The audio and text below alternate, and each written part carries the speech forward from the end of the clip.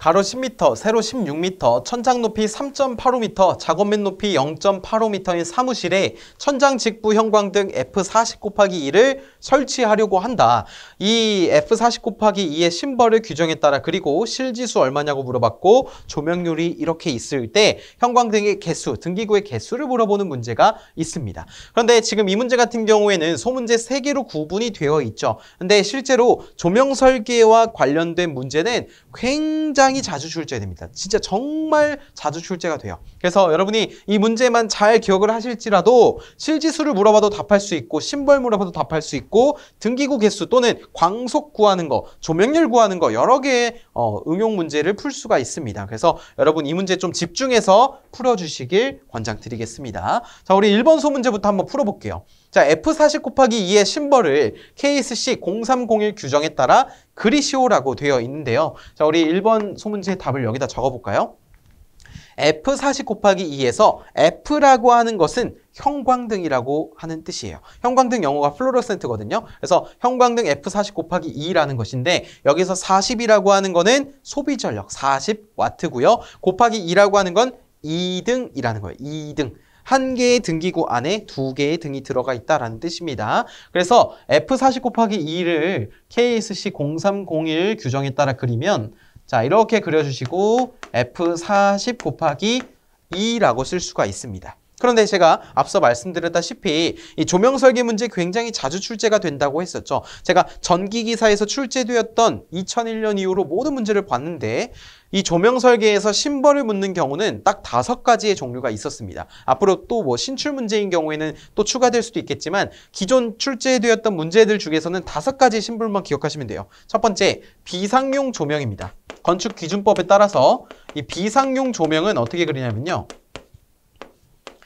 똑같이 형광등처럼 그려요. 하지만 이것이 색칠이 되어 있어요. 이렇게. 이게 이제 비상용 조명으로 물어본 경우가 있었고요. 자, 그 다음에 400W 수은등이 이 배선 도면에서 주어졌을 때를 물어본 경우가 있습니다. 이런 경우에는 그냥 동그라미 하나 그려주시고 수은등이 H거든요. H에 400이라고 적어주시면 돼요. 그 다음에 만약에 여기가 250W 수은등이다.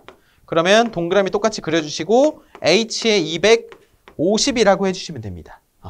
그 다음에 만약에 400W 나트륨 등이다. 그래서 동그라미 N400 이렇게 적어주시면 되겠습니다. 그래서 우리가 봤을 때 F40 곱하기 2 비상용 조명 400W 수은등, 250W 수은등, 400W 나트륨 등 이렇게 5개의 종류만 좀 잘 기억을 해주시면 될 것 같아요. 좋습니다. 자, 1번에는 저렇게 쉽게 그려볼 수 있었고요. 자, 두 번째 보겠습니다. 어떤 소문제였죠? 실지수는 얼마인가? 라고 물어봤어요. 자, 우리 실지수 공식을 한번 써보겠습니다. 실지수라고 하는 것은 H에 X 플러스 Y에 XY가 됩니다. 자, 여기서 H라고 하는 것은 작업면까지의 높이예요. 예를 들어서 어떤 조명이 이렇게 있잖아요. 근데 여기에 어떤 책상이 있어요. 작업면의 높이가 예를 들어서 0.85예요. 그 다음에 이 천장 있죠. 광원이 매달려 있는 천장. 천장까지의 높이가 3.85예요. 그러면 이때 이 H는 뭐냐면요. 3.85가 되는 것이 아니라 이 천장으로부터 작업면까지의 높이라서 3.85에서 0.85를 빼줘야 돼요. 그래서 우리가 이 부분에서는 H에 방금과 같은 작업면까지의 높이를 넣어야 된다. 근데 여기 보시면 방금 제가 그려드렸던 예시가 이 문제의 예심을 알 수 있죠. 천장 높이 3.85, 높이 0.85라고 되어 있습니다. X와 Y는 뭐 어떤 걸 가로, 세로 하셔도 상관은 없는데 X와 Y는 가로, 세로라고 보시면 돼요. 가로, 세로. 그래서 이걸 대입을 해보면 H는 3.85 빼기 0.85니까 3. 그 다음에 X에는 10, Y에는 16. 그 다음에 여기도 똑같이 10 곱하기 16이라고 할 수 있죠. 자, 이것을 계산하면 그 값은 2.05라는 값이 나오게 돼요. 그런데 여러분 잘 보세요. 우리가 실지수를 구했어요. 그렇죠? 이 실지수라고 하는 거는 조명률을 선정하기 위해 필요한 지표입니다. 근데 실지수에는 어떤 것이 있냐면 정격이 존재해요. 근데 만약에 이 문제에서처럼 이 사무실의 실지수는 얼마인가 라고 했는데 뭐 정격이 주어지거나 표준으로 선정하라는 문구가 없을 경우에는 2.05 나오면 그냥 2.05 쓰셔도 문제되지 않습니다. 하지만 다음과 같은 표가 만약에 주어졌다. 또는 문제에서 실지수의 정격을 구하시오라고 해서 정격을 물어봤다라고 한다면 반드시 이 표에 해당되는 가장 위에 해당되는 5.0, 4.0, 3.0, 2.5, 2.0 이런 정격으로 써주셔야 된다는 거죠. 그래서 저는 권장드리는 건 뭐냐면 만약에 2.05가 나왔잖아요. 그럼 이 표에서 2.05가 포함되는 범위를 찾아요. 그거의 정격을 써주는 겁니다. 계산까지는 2.05 적어주고 답란에 2.0을 써줘야 된다는 거죠. 그래서 2번 여기에는 2.0으로 써줘야 된다. 근데 여기서 물어보시는 분들 많습니다. 2.0으로 적어야 되나요? 또는 2로 적어야 되나요? 물어보시는데 둘 다 돼요. 솔직히 우리가 구했는데 2.0이나 2나 똑같잖아요. 그렇기 때문에 여러분 2.0이라고 해서 꼭 점을 붙일 필요 없어요. 그냥 2라고 쓰셔도 돼요. 그러니까 그런 거 너무 걱정 마시고 그냥 잘 구해서 정격만 선정해주면 됩니다. 이해되시죠? 근데 이런 경우도 있어요. 조명설계 문제에서 실지수 정격을 이렇게 쓰라고 하는 문제가 아니라 기호를 쓰라고 하는 문제도 나옵니다. 내가 구했는데 만약에 여기 범위에 해당이 됐어요. 그러면 실지수 기호 뭐라고 써야 돼요? D라고 써야 돼요. 그래서 기호도 A부터 어디까지? J까지 순서대로 A, B, C, D니까 기억을 해주시고 이제 실지수 정격을 숫자로 나타내려면 첫 번째 범위를 보시면요. 4.5 이상이에요. 4.5보다 크면 무조건 5.0이에요. 그 다음에 다음 비기호의 범위를 볼게요. 4.5 이상이 아니죠. 4.5에서 3.5까지죠. 그렇죠. 3.5와 4.5 사이가 뭐예요? 4.0이에요. 그래서 4.0이 정격이 됩니다. 그 다음에 이 3.5가 그대로 옆 칸의 위 범위로 갑니다. 그 다음에 여기서 보시면 3.5와 2.75 사이가 대략 3.0 정도 돼요. 뭐 딱 일치하지는 않겠지만 어쨌든 3.0이 정격이 됩니다. 그 다음에는 2.5. 2.5는 여기가 또 이렇게 가요. 2.25와 2.75 사이는 2.5예요. 맞습니까? 그 다음에 여기서 또 이렇게 가요. 여기서 또 이렇게 가고 이런 식으로 쭉 가는 거예요. 여기 마지막에는 0.7 이하인 경우. 그래서 우리가 2.5, 2.0, 1.5, 1.25, 1.0, 0.8, 0.6까지 정격이 주어져 있습니다. 근데 여기서 또 자주 물어보는 포인트. 여기는 3.5에서 4.5네요. 여기는 2.75에서 3.5네요. 그럼 만약에 내가 실지수를 구했는데 3.5가 나오면 어떻게 하죠? 이렇게 물어보는 경우도 있어요. 궁금하실 법합니다. 충분히 궁금할 수 있어요. 그런데 그럴 때는 이걸 적어도 되고요. 이걸 적어도 됩니다. 이 구체적인 범위, 뭐 이걸 미만, 초과, 이하, 이상 이런 것들이 정해진 것이 아니라서 실제로 그리고 제가 다 모든 문제를 분석을 했는데 꼭 이 범위에 떨어지는 실지수가 나온 적이 단 한 번도 없어요. 그래서 너무 걱정 마시고 3.5로 나왔으면 이거 둘 다 되니까 혹시라도 그런 문제가 출제가 된다면 그렇게 작성을 해주시고 둘 중 하나로 작성해 주시고 이 실지수 정격은 꼭 암기를 해주셔라. 말씀을 드립니다. 이해되시죠? 자, 여기서 좀 많이 궁금증을 해소하셨으면 좋겠습니다. 어쨌든 정격 2.0 또는 2로 적어주시면 됩니다. 자, 그 다음에 다음 문제 보겠습니다. 소문제 3번. 이 사무실의 작업 면적도를 300럭스, 천장 반사율 70%, 벽 반사율 50%, 바닥 반사율 10, 40W 형광등 F40 곱하기 2, 한 개의 광속 3150 루멘, 보수율 70%, 조명률 60%로 한다면 이 사무실에 필요한 형광등은 몇 개인가? 라고 물어보고 있습니다. 우리가 이러한 문제는 이 공식 하나만 기억하고 있으면 돼요. 여러분 앞으로도 필기든 실기든 자주 보게 될 건데요.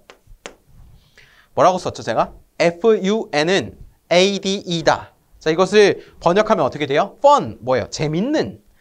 에이드 뭡니까? 우리 달달한 딸기 에이드, 한라봉 에이드 여러 개가 있죠? 그 맛있는 달달한 에이드, 주스가 있습니다. 그래서 재밌는 에이드로 기억하시면 돼요. 재밌는 에이드. 그런데 진짜 재밌는 에이드라는 뜻이 아니라 자, 각각의 의미가 있죠. 첫 번째 F를 먼저 나타내 볼게요. F. F는 등기구 한 개의 광속이에요.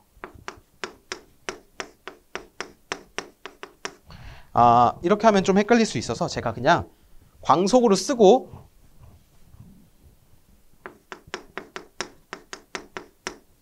경우 나눠서 설명드릴게요. 그냥. 자, F는 광속이에요. U는 조명률입니다.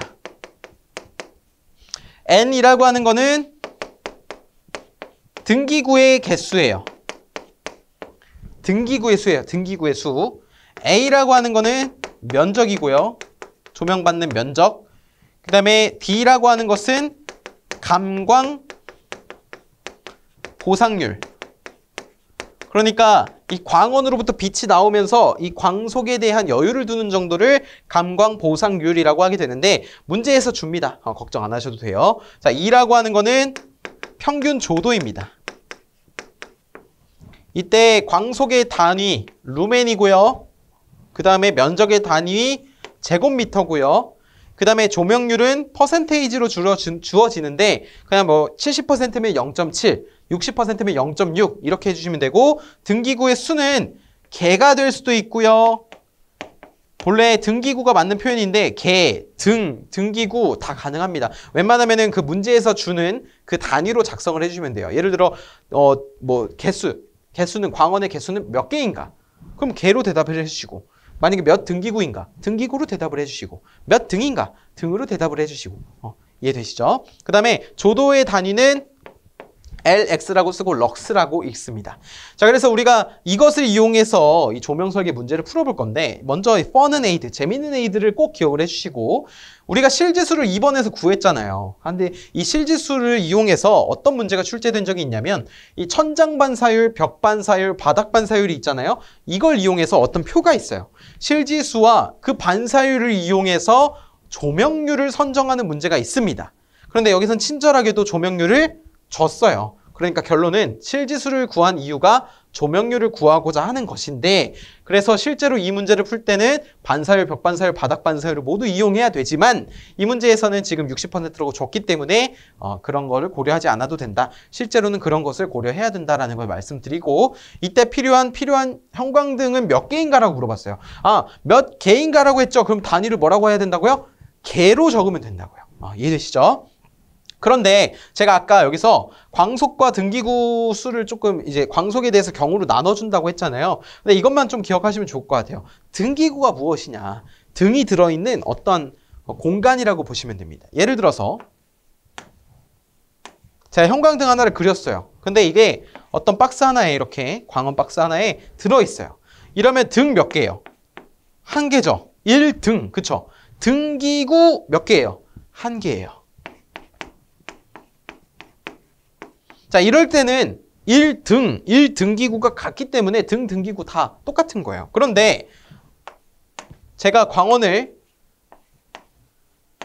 2개 넣었어요. 어디에? 등기구 하나에. 그럼 이때는 등이 몇 개예요? 2등이에요. 등기구 몇 개라고요? 1개예요. 이해되세요? 그래서 만약에 이 문제에서처럼 형광등 F40 곱하기 2, 그러니까 40W 형광등을 이렇게 표현한 거죠. F40 곱하기 2, 한 개의 광속 3150 루멘. 사실 이게 어떻게 국어적으로 해석하기 나름인데 괄호 열고 형광등, 40W 형광등 한 개의 광속을 물어봤잖아요. 그러니까 이거를 그냥 등기구 한 개로 본 거예요. 그래서 이 광속은 전체 광속이 되는 거죠. 이거의 광속이 3150 루멘이라는 거예요. 만약에 여기서 40W 형광등 F40 곱하기 2 1등당 광속이라고 되어 있으면 이거는 3150에다가 2를 곱해야 돼요. 이해되세요? 다시 문제가 조금 헷갈리게 출제된 거예요. 최근에 출제된 건데 40W 형광등 괄호 열고 F40 곱하기 2라고 했어요. 그러니까 이 말은 뭐예요? 이 괄호가 이거다. 그러면 이거의 한 개의 광속이 3150이니까 이 전체의 광속이 3150이다 라고 보는 거죠. 그쵸? 자, 그 다음에 만약에 여기가 한 개가 아니라 한 등용 1등당 광속이다 하면은 방금처럼 곱하기 2를 해주셔야 되고 우리가 구할 때는 여기에 F에 이 전체 광속을 대입을 해야 된다. 자, 어쨌든 자, 결과적으로 이 문제에 대한 답을 적어보면 자, 3번이라고 할게요. 소문제 3은 개수 n이라고 하는 것은 fu가 넘어갈 때 역수로 넘어가죠. 자, fu 분의 ad e라고 했습니다. 그런데 한번 적어볼게요. 일단 자, 여기서 주의해야 될 거 딱 한 가지만 더 있어요, 여러분. 자, F라고 하는 거 어떻게 적어야 된다고요? 3150 루멘을 적어야 된다고요. 그렇죠? 3150. 그다음에 U라고 하는 거 조명률 60%라고 했습니다. 0.6을 곱합니다. 자, 그다음에 A는 뭐예요? 면적이에요. 가로 10에 세로 16이니까 10 곱하기 16이 될 겁니다. 우리 면적이라고 하는 건 가로 세로죠? 사각형에서. 그쵸? 160이라고 적어도 되고 그냥 저처럼 10 곱하기 16이라고 적어주셔도 됩니다. 그 다음에 이제 곱하려고 보니까 D가 뭐예요? 감광보상률이에요. 만약에 문제에서 이 감광보상률이 주어지지 않으면 1이라고 볼 수 있어요. 근데 문제에서 감광보상률이 주어졌냐 안 주어졌냐를 보니까 안 주어졌네요. 맞습니까? 하지만 무엇이 주어졌어요? 보수율이라고 주어져 있어요. 여기가 좀 핵심입니다. 조명석의 문제를 풀다 보면 감광보상률이 주어질 때도 있고 보수율이 주어질 때도 있어요. 보수율은요, 이 감광보상률과 역수관계입니다. 그래서 여기에다가 추가로 적어보면 자, M이라고 하는 것은 보수율인데요. 이거는 감광보상률의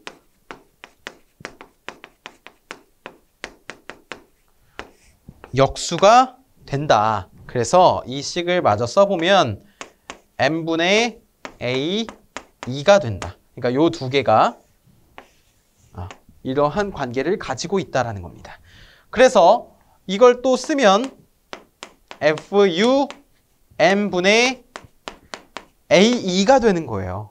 자, 그래서 여기에다가 보수율 0.7을 곱하고 여기에다가는 조도 300럭스만 곱해주면 우리가 구하고자 하는 답을 구할 수 있습니다. 그래서 이것을 계산해보면 36.28개라고 나와요. 문제에서 단위를 개라고 줬기 때문에 개로 대답을 해주시고, 그런데 우리가 이 전등의 개수를 구할 때 36.28개라는 게 있습니까? 0.28개가 있어요?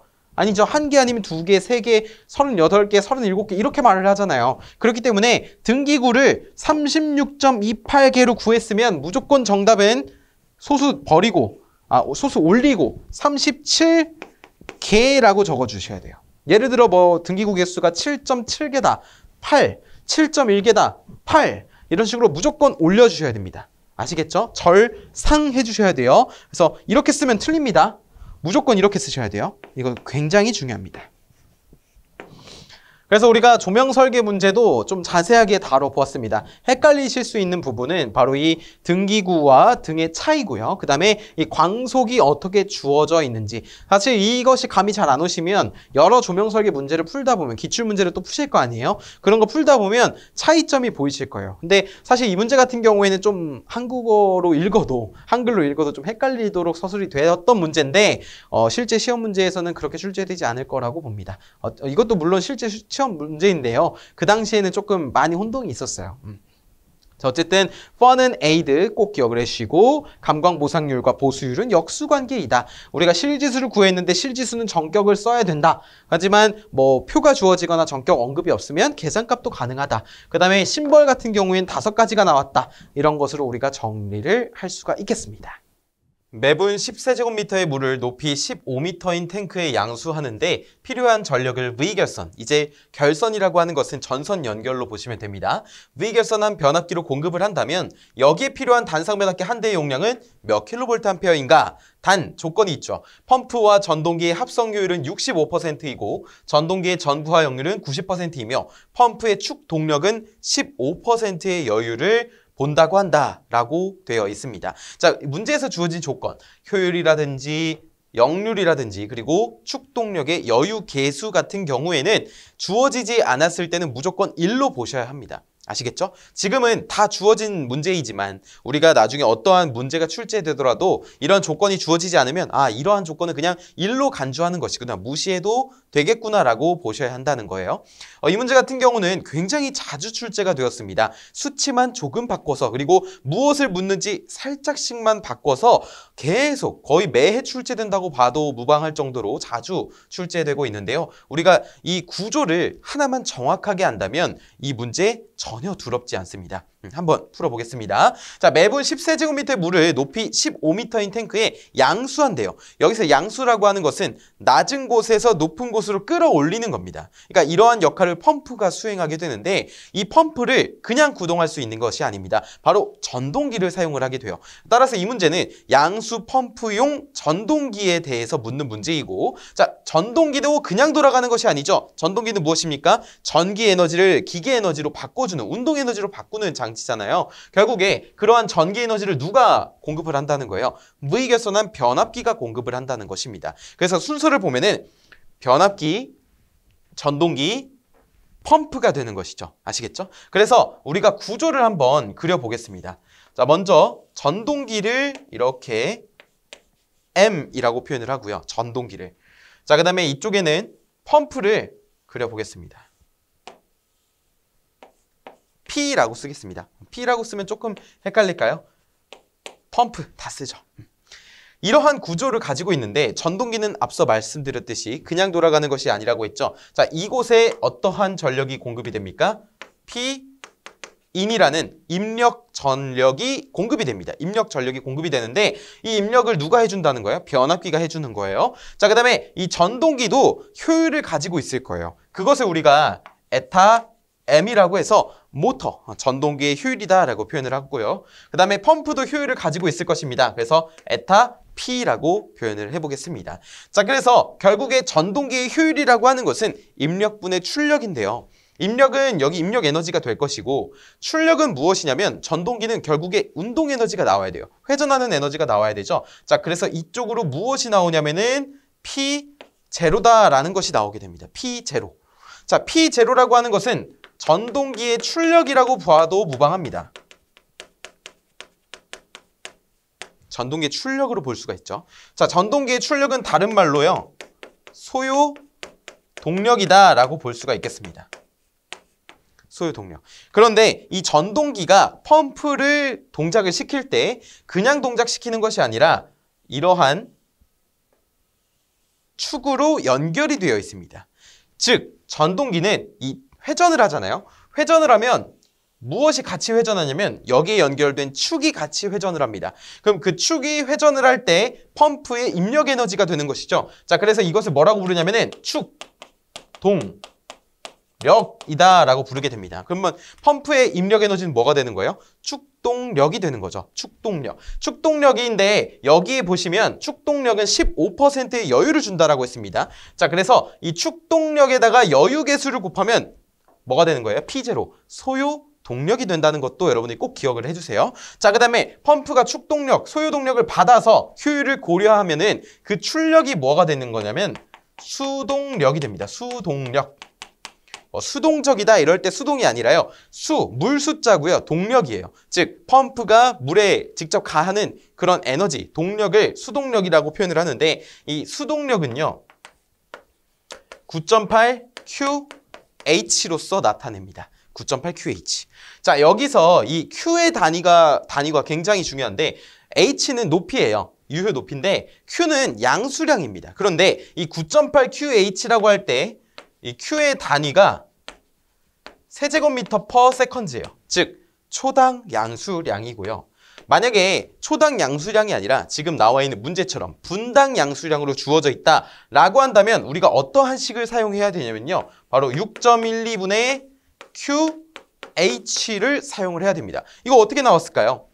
바로 9.8이라는 숫자를 60으로 나눠준 겁니다. 그러니까 우리가 이 두 개의 식을 쓸 때 위에는 초당 양수량, 아래는 분당 양수량이거든요. 세제곱미터 퍼 미닛. 이렇게인데 뭐 6.12 써도 되지만 아니면 요 위에 있는 식을 이렇게도 바꿀 수 있다는 거죠. 9.8을 60으로 나누는 거니까 60분의 9.8 QH 이렇게도 쓸 수 있다는 겁니다. 그래서 한 세트, 두 세트 이렇게 되는 거예요.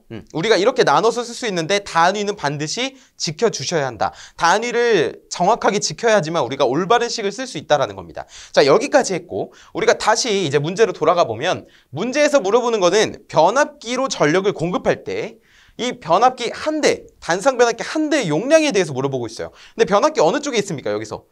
왼쪽에 있죠. 가장 왼쪽에 있습니다. 전동기에 에너지를 주고 있는 거잖아요. 그렇죠? 근데 그러면 결국에 여기에 있는 에너지를 구하기 위해서는 변압기가 공급하는 전력을 구하기 위해서는 전동기의 입력을 구하는 것과 같습니다. 그렇죠. 근데 전동기의 입력이 만약에 예를 들어 킬로와트다라고 한다면 이 킬로와트를 킬로볼트 암페어, 즉 유효 전력을 피상 전력으로 바꾸려면은 어떻게 해줘야 돼요? 유효 전력을 역률로 나눠줘야 하죠. 자, 그러한 과정을 저와 함께 해볼 것인데요. 거꾸로 접근을 해볼 겁니다. 우리가 지금 구조를 알았잖아요. 공급을 받고 모터가 돌아서 축이 돌아서 펌프가 구동이 되고 펌프가 수동력을 만들어내는 이 구조는 알았어요. 그래서 거꾸로 구하기 위해서 하나하나 차근차근 가볼 것입니다. 자, 먼저 펌프의 입장에서 한번 살펴보겠습니다. 먼저 펌프의 효율을 고려를 할 때요. 자, 축동력이라고 하는 것은 축동력이라고 하는 것은 물의 출력이죠. 펌프의 출력이죠. 수동력. 력을 뭘로 나눠줘요? 펌프의 효율로 나눠줘야 합니다. 자, 여기서 말하는 이 펌프의 효율이란 위치를 바꿔볼까요? 그럼 어떻게 되죠? 효율은 축동력분의 수동력, 즉 펌프의 효율은 입력분의 출력 이렇게 되는 건데 지금 둘을 위치를 바꾼 거죠. 자, 이렇게 되는데 수동력은 뭐라고 했습니까? 우리가 지금 분당 양수량으로 주어져 있기 때문에 이식도 써도 되고 이식도 써도 되죠. 그럼 이걸로 제가 표현을 해볼게요. 자, 9.8 곱하기 60분의 1 여기에다가 Q 곱하기 H 곱하기는 헷갈리니까 곱하기 한번 빼고 써보겠습니다. 여기다 뒤에다가 Q, H 이렇게 되고요. 자, 그 다음에 펌프의 효율은 우리가 지금 문제에서는 펌프와 전동기의 합성 효율로 주어져 있기 때문에 뭐 펌프 효율은 얼마다, 전동 효율은 얼마다 이것이 아니라 합쳐져 있는 것으로 정해져 있기 때문에 우리가 그냥 에타 P 이렇게 한번 표현을 해보겠습니다. 맞습니까? 자, 그 다음에 이 소요 동력. 소요 동력은 뭐였어요? 전동기의 출력이었죠. 근데 전동기의 출력은 축동력의 여유계수를 곱해줘야 합니다. 그렇기 때문에 소요 동력이라고 하는 것은 축동력에다가 여유계수를 곱해 주어야 합니다. 그러면 여유계수를 곱한다는 것은 예를 들어서 15%면요. 만약에 축동력이 15%의 여유가 있다. 그러면은 여유잖아요. 남는 거죠. 그러면은 1이 기본일 때 여유라고 하는 건 플러스 알파가 되어야 됩니다. 예를 들어서 15% 알파, 15%의 축동력이면 1.15가 되는 거죠. 아시겠죠? 15를 하는 게 아니라 0.15를 더해야 하는 겁니다. 자, 그래서 우리가 이것을 이용해서 K를 곱하는 건데 결국에 우리가 위에서 구했던 이 식 있죠? 자, 이 식에서 9.8 곱하기 60분의 다시 써보면 60분의 1 곱하기 Q, H의 여유계수 K 그 다음에 여기는 에타 P 이렇게 쓰겠습니다. 자, 되셨죠? 자, 그러면 이제 뭐 남은 거예요? 이제 소유동력까지 했으니까 전동기 입력을 구할 수가 있겠죠. 어떻게 구하나요? 바로 전동기의 입장에서 또 효율을 고려를 했을 때 입력분의 출력으로 보자는 겁니다. 그러면은 에타 M이라고 하는 것은 입력분의 출력이잖아요. 그러면 결국에 전동기의 입력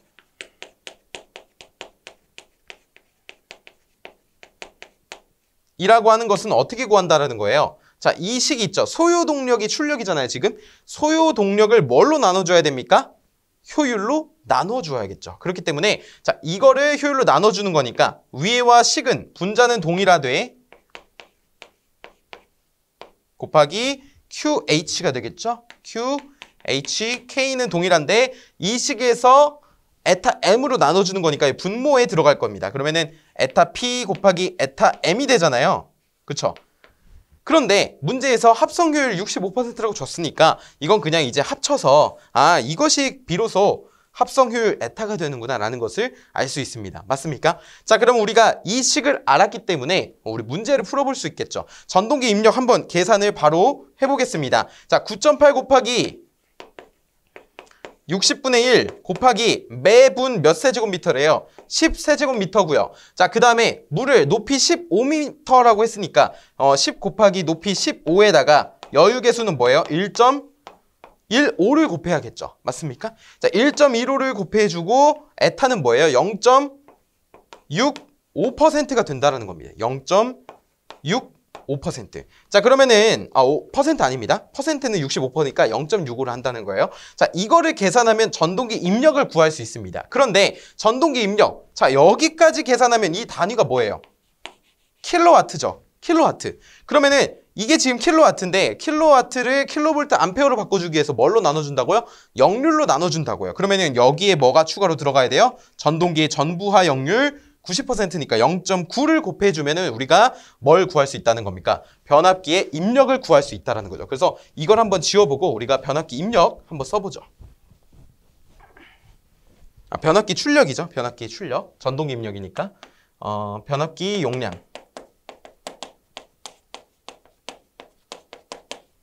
자, 계산하면 얼마 나오나요? 저 식을 계산하면 48.16kV 암페어가 나옵니다. 이거 답 아니에요. 아직 단계일 뿐입니다. 변압기가 공급하고 있는 전력이 지금 이거라는 거예요. 피상 전력의 48.16. 그런데 V결선, 즉 V전선 연결로 공급한다는 겁니다. 그럼 이게 뭐라는 거예요? 이게 V결선의 출력이었구나 라는 것을 알 수가 있고, 우리가 알고 있는 V결선의 출력, PV라고 하는 것은 루트 3 곱하기 단상 변압기 한 대의 용량입니다. 자, 그러면은 이것이 48.16이었으니까 따라서 P1은 뭡니까?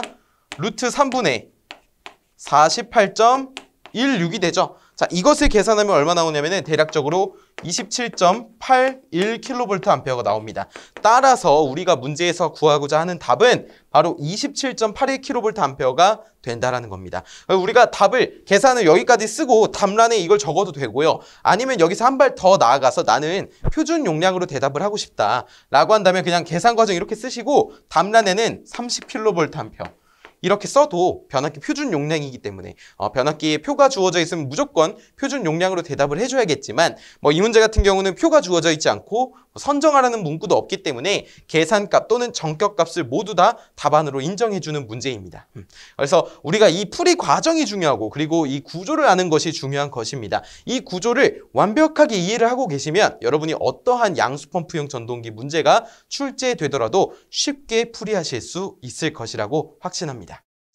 양수량 18세제곱미터 펌 미니 총 양정 25m의 양수 펌프용 전동기의 소요 출력은 얼마인지 계산하시오. 단 펌프의 효율은 82%이며 여유 계수는 1.1이라고 한다라고 주어져 있습니다. 만약에 지금 이 문제처럼 여유 계수가 주어져 있다면 여유 계수를 곱해주고 여유 계수가 주어져 있지 않다면 1로 간주해 주시면 됩니다. 자, 그리고 양수량의 단위를 봤을 때 분당 양수량이에요. 그렇기 때문에 우리가 이 공식을 활용하면 쉽게 구할 수 있죠. 자, P라고 하는 양수 펌프용 전동기의 소요 출력이라고 하는 것은요. 6.12에다가 펌프의 효율이죠. 에타 P를 곱해주고요. 자, 그 다음에 분모에는 이렇게 써주시고 분자에는 양수량 Q, 양정 H, 그리고 여유계수 K를 곱해주면 되겠습니다. 자, 그렇다면 이렇게 해서 정리를 했을 때 자, 6.12에 곱하기 0.82라고 할 수가 있겠죠. 우리 펌프 효율 82%라고 했기 때문에 소수로 나타내면 0.82가 되죠. 자, 그 다음에 분자를 써보면 양수량 18세제곱미터 펌 미니시고요. 양정 25m고요. 여유계수는 1.1이라고 했습니다. 자, 이렇게 계산을 해보면 자, 이 값은 98.64 킬로와트가 나오는 것을 확인할 수가 있고, 자, 여기서 소요 출력의 단위를 킬로와트라고 했기 때문에 문제에서도 반드시 킬로와트라고 단위를 대답해 줘야 됩니다. 우리가 풀 때. 그리고 이러한 유형의 문제는 항상 계산 과정과 답을 동시에 물어봐요. 그래서 계산 과정도 맞아야 하고 답도 맞아야지 최종 정답으로 인정이 됩니다. 그래서 우리가 계산 과정을 적을 때는 자, 이 수식은 쓰지 않아도 돼요. 쓰지 않아도 되고, 자, P는 6.12 곱하기 0.82분의 18 곱하기 25 곱하기 1.1까지만 쓰셔도 돼요. 그 다음에 98.64라는 결과값까지 도출해 주시고, 자, 여기까지 계산 과정에 쓰는 거예요. 그 다음에 옆에 답땡땡이라고 있을 거 아니에요? 그 답땡땡의 98.64kW를 한 번 더 적어주시면 됩니다. 자, 그래서 우리가 이렇게 양수펌프용 전동기 소요 출력 묻는 문제 풀어봤습니다. 다음은 AB 수용가에 대해 나타낸 것이다. 다음 각 물음에 답하라는 문제입니다. 이 문제 같은 경우는 수변전 설비에 있어서 간선이 이렇게 주어져 있고요. 메인 변압기가 존재하고 각각의 A와 B의 수용가에 전력을 공급하는 변압기로 나타내는 그런 문제입니다. 그리고 대부분 문제에서 이렇게 설비 용량, 그리고 수용률, 역률, 부등률까지 주어지는 그런 문제인데요. 이 문제도 굉장히 자주 출제가 됩니다. 수치만 바꿔서 출제가 되기도 하고요. 소문제의 개수라든지 소문제를 살짝만 바꿔서 출제되는 그런 동일한 개념으로 여러 개가 출제되는 그런 문제입니다. 그래서 여러분이 이러한 형식의 문제도 굉장히 잘 유념해서 풀어주셔야 하는데요. 저와 함께 풀어보겠습니다. 자, 우리 먼저 그림을 보시면 아까 말씀드렸다시피 메인 변압기가 있고 각각의 수용가에 전력을 공급하는 변압기가 있는데요. 자, 여기 보시면 A 수용가의 설비 용량, 설비 용량이라고 하는 것은 이 A 수용가의 부하의 전체 설비 용량입니다. 자, 그다음에 B 수용가도 설비 용량이 있고요. 역률, 수용률, 부등률이 주어져 있는데 자, 여기 보시면 역률과 수용률과 부등률이 다 주어져 있잖아요. 만약에 문제에서 주어지지 않았다? 그러면은 과감하게 1로 간주하셔도 무방합니다. 문제에서 주어지지 않은 조건은 그냥 1로 간주하고 풀어주시라는 거예요. 예를 들어서 역률이 주어지지 않았다. 그럼 그냥 다 1로 보는 겁니다. 수용률 주어지지 않았다? 그럼 100%로 보는 겁니다. 아시겠죠? 자, 그리고 부등률이라고 하는 것이 나오잖아요. 부등률은 뭡니까? 부, 아닐 부, 등, 같을 등이죠. 아니 같다. 이게 무슨 뜻이죠? 서로 다르다라는 뜻입니다. 그러니까 전력을 최대 전력을 소비하는 시간대가 다른 정도를 우리가 부등률이라고 표현을 하는데 여기 네 번째 칸에 있는 이 부등률이라고 하는 것은 A 수용가에 여러 부하가 있을 거잖아요. 그 부하 간의 부등률이고요. 수용가 내에서. 그다음에 변압기 간 부등률이라고 하는 것은 이 수용가와 A 수용가와 B 수용가 간, 그러니까 이 두 변압기 사이에 최대 전력을 소비하는 시간대가 서로 다른 정도를 변압기 간 부등률이라고 표현을 하는 겁니다. 그래서 우리가 그러한 개념을 토대로 밑에 소문제를 함께 풀어보겠습니다. 자, 1번부터 볼까요? 수용가에 A 수용가의 변압기 용량을 구하라는 거죠. 자, 변압기 용량 이렇게 예를 들어서 여기를 다 고려하지 않고 A 수용가만 고려를 한다 했을 때 단독 수용가에 공급하는 변압기의 용량을 구하는 것은 다음과 같죠. 첫째로 변압기 용량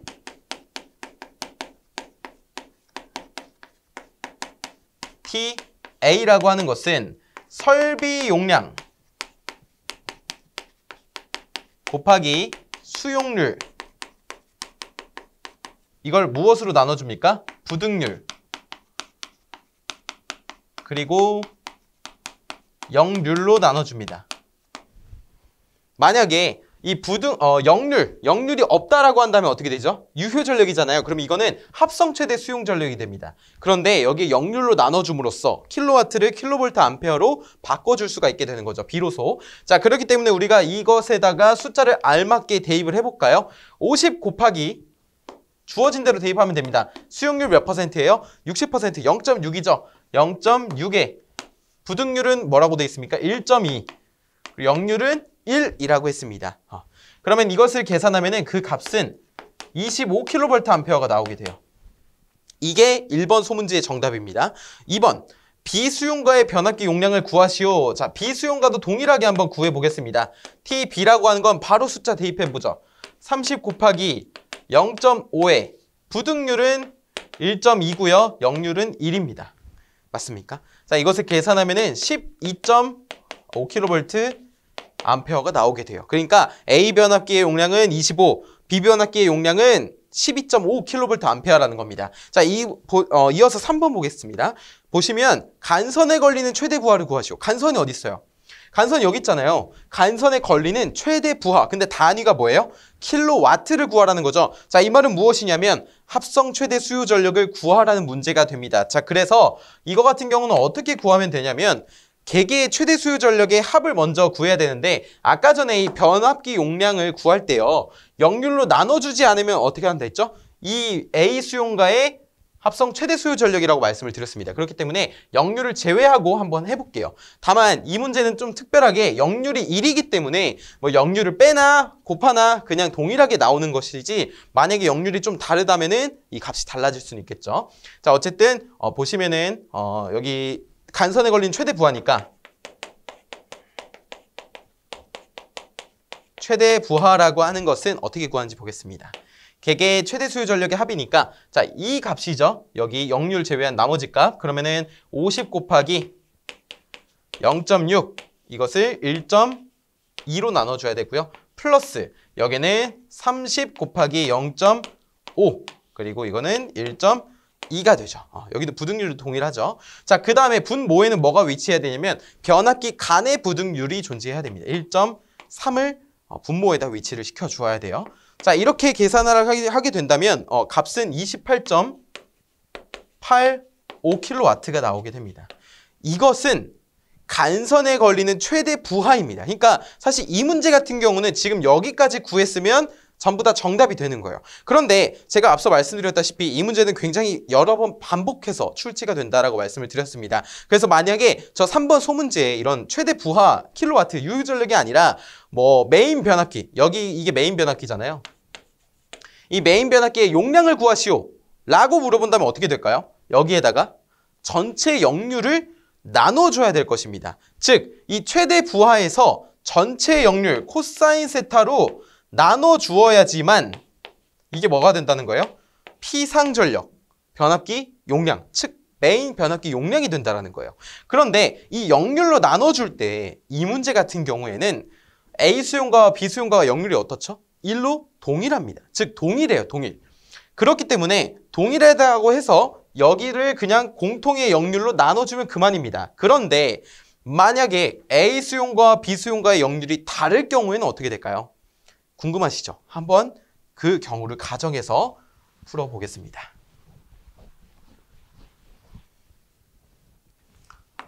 첫 번째로 역률이 같을 경우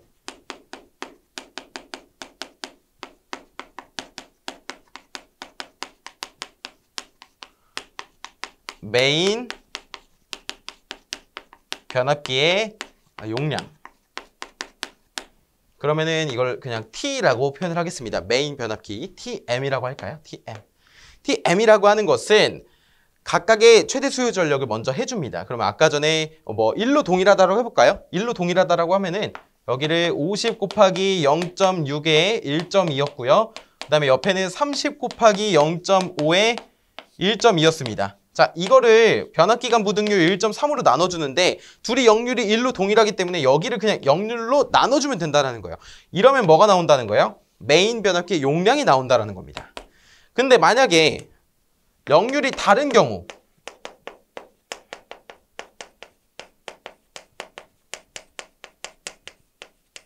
예를 들어서요. A 수용가의 역률은 1이고 B 수용가의 역률은 0.8 이렇게 한번 해보겠습니다. 다시 바꿔볼까요? A 수용가의 역률을 0.8이라고 하고 B 수용가의 역률을 1이라고 보겠습니다. 그러니까 여기가 지금 1이 아니라 0. 죄송해요. A죠, A. 0.8로 한번 가정을 해보겠다는 거예요. 자, 그러면 어떻게 되냐면 역률이 다를 때는 유효분과 무효분을 나눠서 계산을 해줘야 됩니다. 그렇기 때문에 먼저 유효 전력을 더해 줍시다. 50 더하기 30. 80kW. 그 다음에 무효 전력은 어떻게 되냐면 A 수용가는 0.8이니까 역률이 1이 아니므로 무효분이 존재하게 되죠. 자, 무효분 어떻게 구하죠? 유효 전력 곱하기 탄젠트 세타인데 탄젠트 세타는 코사인 세타분의 사인 세타니까 0.8분의 0.6이라고 놓을 수가 있고 뒤쪽에 B 수용가는 역률이 1이잖아요. 그러면 무효분이 없죠. 그래서 0 이렇게 해주겠습니다. 자, 이것을 계산하면 아마도 37.5kB가 나올 거예요. 그러면 이제 비로소 전체 피상 전력이 나오겠죠. 자, 피상 전력은 어떻게 구하죠? 유효 전력의 제곱, 무효 전력의 제곱으로 구하게 되죠. 자, 이 값은 한번 해보시면 88.35kVA 나올 겁니다. 그러면 역률을 어떻게 구하죠? 이 역률이 다를 경우에 합성 역률, 코사인 세타. 이거 프라임이라고 할까요? 이건 어떻게 구하죠? PA분의 유효 전력 P로서 구할 수가 있게 되죠. 이러면은 대략적으로 0.90 점점점점 나와요. 그러면은 아까 전에 이렇게 역률이 같을 경우에는 그냥 1로 나눠주면 됐는데 역률이 다를 경우에는 여기 0.8, 1이잖아요. 그럼 여기 0.8, 1 넣는 것이 아니라 여기서 구한 합성 역률 0.9 점점점 이것을 여기에다 넣고 계산을 해줘야 된다는 거예요. 그러니까 만약에 역률이 다르게 출제되면 그렇게까지도 응용이 될 수 있다는 것을 보여드린 것이고 우리가 이러한 문제 웬만하면 요즘에는 그냥 이렇게 역률이 동일하게 출제가 됩니다. 그래서 수용률도 다 부등률도 이렇게 동일하게 출제가 되니까 너무 헷갈려 하지 마시고 차분하게 잘 풀이하시면 좋겠습니다. 다음 표에 대한 부하를 사용하는 수용가의 종합 최대 수요 전력을 구하시오. 자, 여기서 말하는 종합 최대 수요 전력이란 여기 적혀 있듯이 합성 최대 수요 전력으로 봐도 무방합니다. 그런데 이 표와 같이 간단하게 출제되는 경우도 많습니다. 그래서 이 표를 푸는 방법도 잘 숙지를 해 놓으시면 우리가 쉽게 문제를 풀어 나갈 수가 있겠는데요. 자, 여기 부하 A, B, C, D가 있는데 결국에 이 부하들은요 전부 다 하나의 수용가에 위치하고 있는 것이죠. 하나의 수용가가 있을 때 부하가 4개로 구성이 되어 있는 것입니다. 자, 그럴 때 합성 최대 수요 전력은 어떻게 구하죠? 최대 수요 전력. 개개의 최대 수요 전력을 무엇으로 나눠줍니까? 부등률로 나눠 주어야겠죠. 여기 문제에 친절하게도 부등률과 수용률이 다 주어져 있기 때문에 우리가 알맞게 계산을 할 수가 있겠습니다.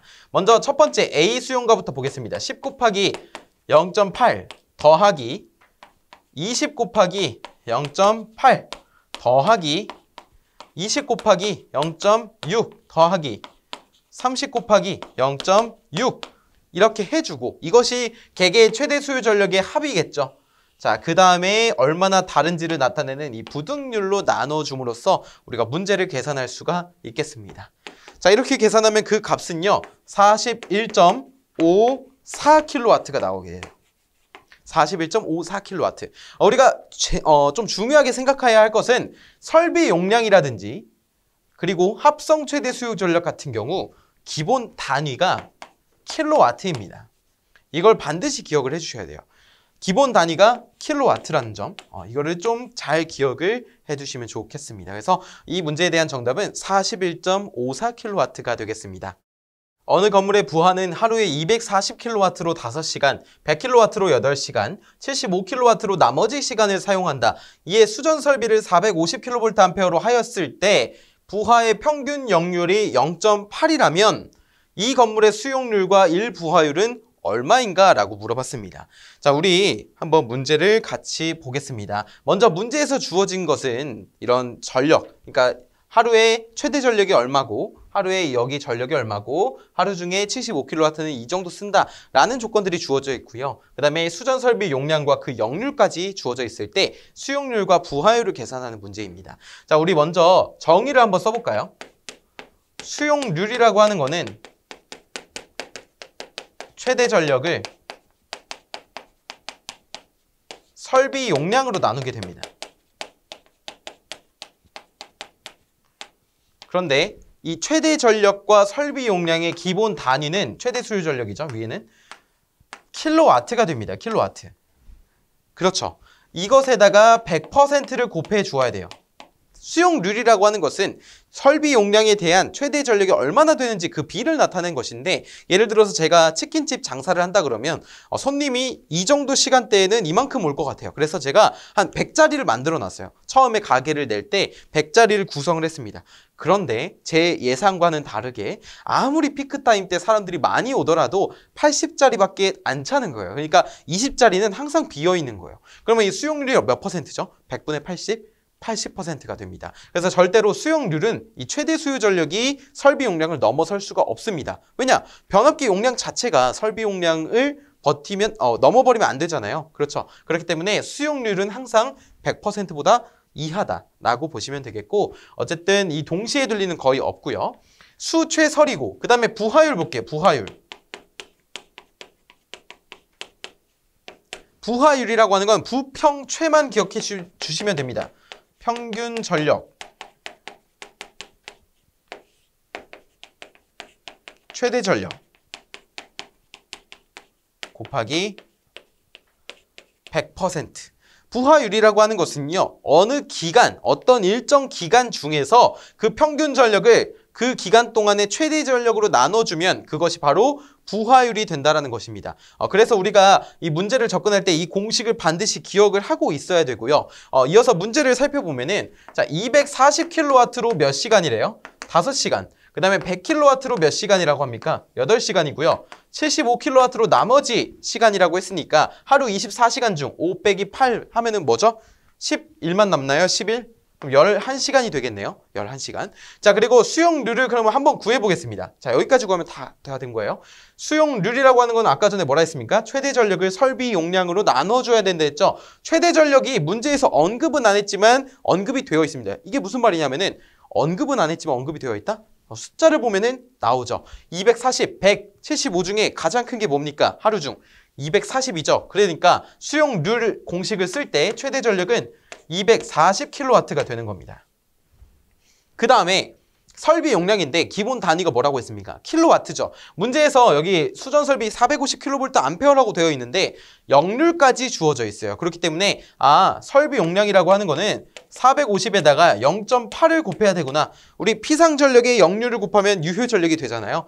그렇기 때문에 이것을 계산해서 100%를 해주면 우리가 구하고자 하는 수용률을 계산할 수 있겠다라고 하여 정답은 66.67%가 나오게 됩니다. 그 다음에 이어서 일부하율 보겠습니다. 우리 일부하율도 있고요. 월부하율도 있고요. 연부하율도 있어요. 근데 기간의 차이이지 부하율이란 개념은 동일하게 됩니다. 자, 먼저 부하율이라고 하는 거는 평균 전력을 최대 전력으로 나눠주는 거잖아요. 자, 그래서 먼저 평균 전력을 한번 구해볼게요.